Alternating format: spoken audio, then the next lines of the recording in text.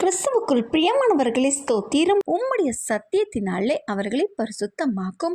பிரியமானவர்களே, உம்முடைய வசனமே சத்தியம். நமது தெய்வமாகிய எசப்பா நாம் சத்தியத்திலே பரிசுத்தமாகும் படிக்கு அவரையே பரிசுத்தமாக்குகின்றார். பூமியில் பிறந்த யாருமே பரிசுத்தவான் இல்லைங்க.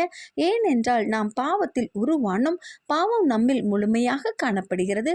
நமக்காக பரிசுத்தமான தெய்வம் நமது பாவங்களை தன்மீது சுமந்து கொண்டு சிலுவையில் உங்களுக்காகவும் எனக்காகவும் பலியாகி பாவத்தை மேற்கொண்டு வெற்றி சிறந்தார்.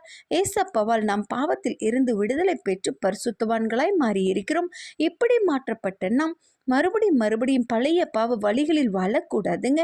ஏசப்பா நமது பாவத்துக்காகவும் நமது விடுதலைக்காகவும் பாடுபட்டதை உணர்ந்து உங்களை பரிசுத்தமாக காத்துக்கொள்ளுங்கள். சத்திய வேதம் உங்களை விடுதலையாக்கும்.